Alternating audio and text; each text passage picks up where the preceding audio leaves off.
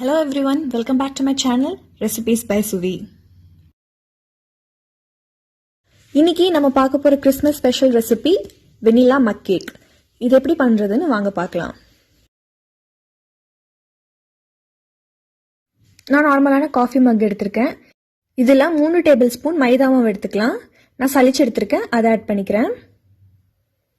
அடுத்து 3 tablespoon powder sugar add பண்ணிக்கிறேன். 3 table spoon மைதா மாவுக்கு 3 டேபிள் ஸ்பூன் பவுடர் சுகர் கரெக்டாக இருக்கும்.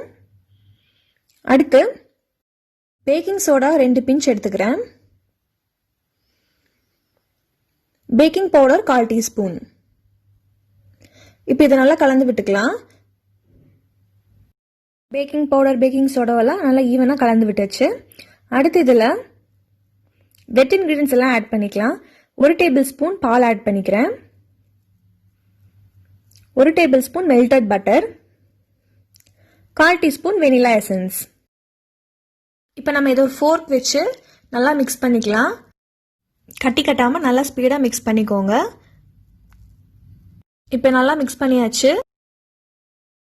இப்போ இது கொஞ்சம் கெட்டியாக இருக்கிறதுனால நான் இன்னொரு டேபிள் ஸ்பூன் மில்க் ஆட் பண்ணிக்கிறேன். இது நீங்கள் முன்னாடியே ஆட் பண்ணிங்கன்னா மிக்ஸ் பண்ணுறது கொஞ்சம் கஷ்டமாக இருக்கும், அதனால தான் நான் கடைசியாக ஆட் பண்ணுறேன். இப்போ இதையும் நல்லா கலந்துக்கலாம்.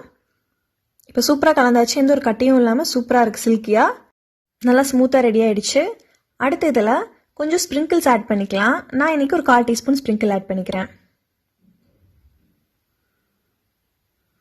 ஸ்ப்ரிங்கிள்ஸ் ஆட் பண்ணிவிட்டு மிக்ஸ் பண்ணிக்கலாம். இதில் ரொம்ப மிக்ஸ் பண்ணிங்கன்னா ஸ்ப்ரிங்கிள்ஸ் வந்து கொஞ்சம் கரைஞ்சிரும், அதனால் ஜஸ்ட் ஒரு குவிக் மிக்ஸ் மட்டும் கொடுத்துட்டு நீங்கள் ஃபோர்க்கை ரிமூவ் பண்ணிக்கோங்க. இப்போது மிக்ஸ் பண்ணி ரெடியாக இருக்குது. மேலால் கொஞ்சம் ஸ்ப்ரிங்கிள்ஸை ஸ்ப்ரிங்கிள் பண்ணிக்கோங்க. அடுத்து நம்ம குக் பண்ணிக்கலாம். இதை ஒரு குக்கரில் ஒரு வயர் ஸ்டாண்ட் இல்லைனா இந்த மாதிரி வச்சுட்டு அது மேலே ஒரு பிளேட் வச்சுருங்க. நம்ம ரெடி பண்ணி வச்சுருக்க மக்கேக்கு உள்ளே வச்சிடலாம். வச்சுட்டு குக்கரை மூடி போட்டு மூடி வச்சிடலாம். மூடுறதுக்கு முன்னாடி விசிலையும் கேஸ்கெட்டை ரிமூவ் பண்ணிவிட்டு மூடி வைங்க. இந்த ஸ்டெப் யூஸ்வலாக 5 to 7 minutes எடுக்கும்.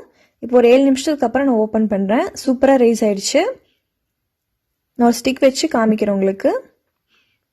எதுவுமே ஓட்டலை. இப்போ மக்கேக் ரெடி ஆயிடுச்சு.